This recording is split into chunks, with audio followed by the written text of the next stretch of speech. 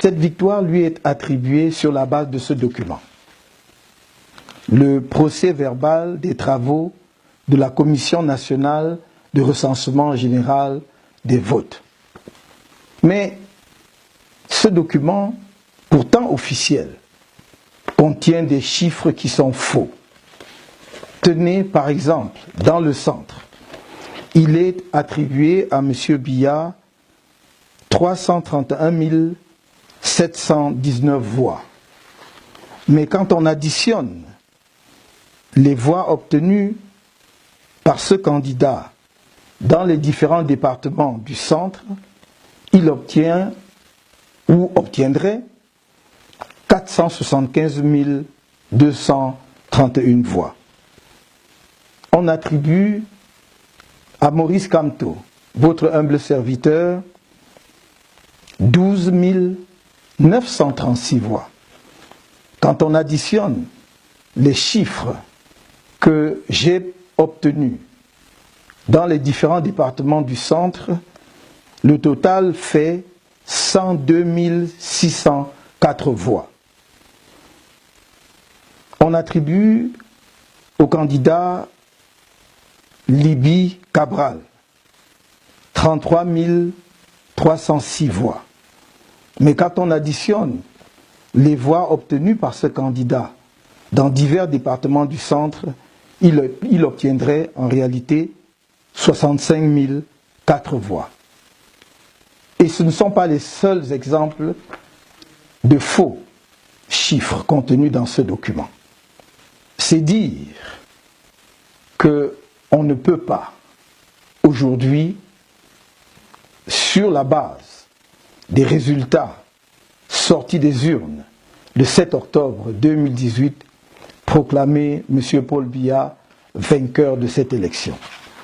On peut d'autant moins le faire que nos propres chiffres consolidés donnent les résultats contenus dans ce document que, bien entendu, nous mettrons à la disposition du public.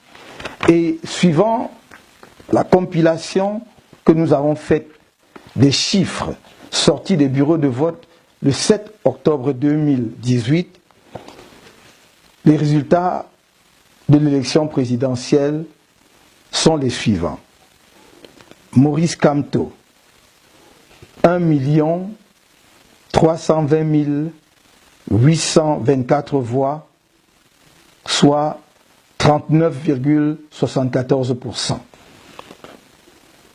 Paul Biya, 1 278 514 voix, soit 38,47%. Cabral Libby, 349 423 voix, soit 10,51%. Yoshua aussi, 189 878 voix, soit 5,71%. Ndamjoya Adamou, 70 878 voix, soit 2,13%. Garga Aman Hadji, 1,75% correspondant à 58 248 voix. Difor Franklin, 23 687 voix, soit 0,71%.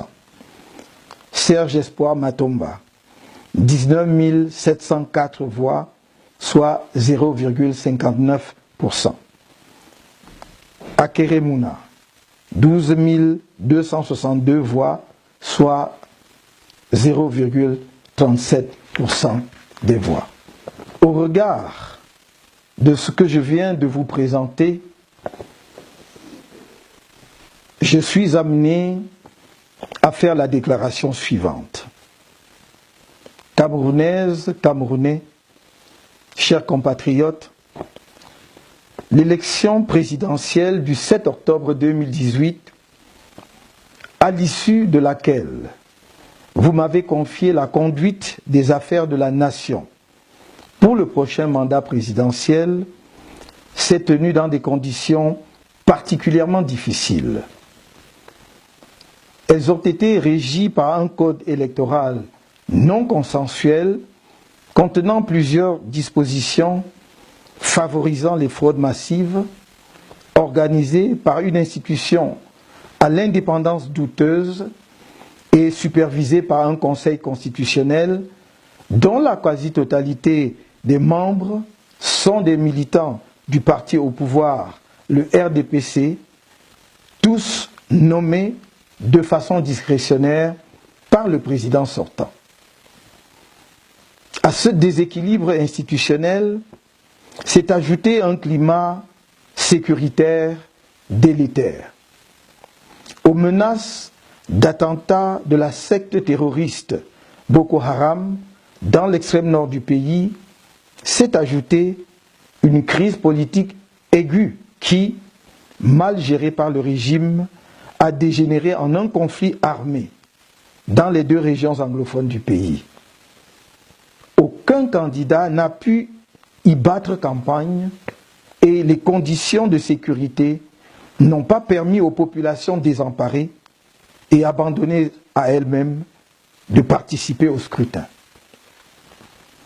Comme d'habitude, l'élection a été émaillée de nombreuses irrégularités et de fraudes massives et franchement barbares avant, pendant et après le scrutin. À ce sujet, j'invite chacun à consulter le document intitulé « Ce que les Camerounais doivent savoir sur le scrutin du 7 octobre 2018 » disponible sur notre site officiel.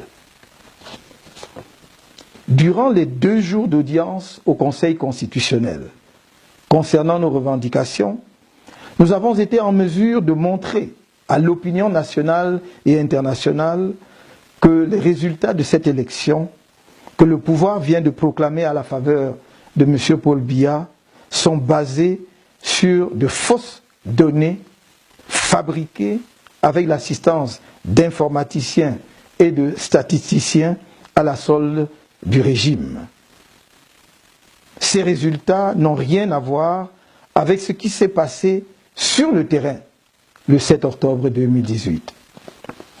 À cet égard, durant l'audience du 17 octobre devant le Conseil constitutionnel, alors que mes avocats exigeaient d'obtenir les originaux des procès-verbaux des commissions départementales de supervision des élections sur la base desquelles est effectuée la compilation des résultats, le président de la Commission nationale de recensement des votes a présenté 5 procès-verbaux sur les 32 demandés qu'il a refusé de produire à ce jour et qui sont du reste tous des faux. Sur 5 des procès-verbaux finalement présentés, 4 se sont avérés effectivement faux. Mes avocats ont également demandé les bordereaux d'émargement qui sont des documents annexés aux procès-verbaux des commissions locales de vote. Ces bordereaux d'émargement, détenus par ELECAM, constituent des preuves irréfutables pour déterminer ceux qui ont effectivement voté. Cette requête a été également rejetée. Pour montrer l'enchevêtrement de toutes les institutions en charge des élections sous le contrôle d'un individu, le chef de l'État, par ailleurs candidat à cette élection, il suffit de relever que, selon le code électoral, un membre du Conseil constitutionnel est nommé président de la Commission nationale de recensement des votes par le président du dit Conseil. Ce dernier, ainsi que tous les membres du Conseil constitutionnel, sont également nommés par le même chef de l'État. Il en est de même de tous les membres du supposé organe indépendant de gestion des élections, Elections Cameroun, couramment appelé ELECAM, auquel il faut enfin ajouter le ministère chargé de l'administration territoriale. En dépit de ce déséquilibre, Et si l'on s'en tient aux procès-verbaux issus des bureaux de vote dans les parties du pays où l'élection s'est déroulée dans des conditions à peu près acceptables, et même dans les zones où le bourrage des urnes par le RDPC était systématique, il apparaît que le peuple camerounais a porté son choix majoritairement sur mon humble personne. La coalition et moi-même continuons dès lors de revendiquer ma victoire à cette élection, conformément à la vérité des urnes au soir du 7 octobre 2018. Les résultats proclamés ce 22 octobre 2018 par un Conseil constitutionnel dont la crédibilité et l'impartialité ont été mises à mal lors du contentieux électoral ne traduisent nullement la volonté du peuple camerounais souverain. Au regard de ce qui précède, nous rejetons solennellement et catégoriquement ces résultats fabriqués et refusons de reconnaître la légitimité du chef de l'État ainsi désigné par ses obligés et non par les électeurs camerounais. Respectueux de la volonté du peuple, nous entendons assumer la mission qu'il nous a confiée. Dans cet esprit, nous attendons rester auprès du peuple camerounais et défendre avec lui sa victoire. Le Conseil constitutionnel ayant refusé de comparer les résultats sortis des urnes, bureau de vote par bureau de vote, avec ceux concoctés dans les officines du parti au pouvoir, nous utiliserons tous les moyens de droit pour faire rétablir la vérité des urnes. J'en appelle au peuple camerounais à rester mobilisé et à une résistance déterminée à la forfaiture. Vive le Cameroun!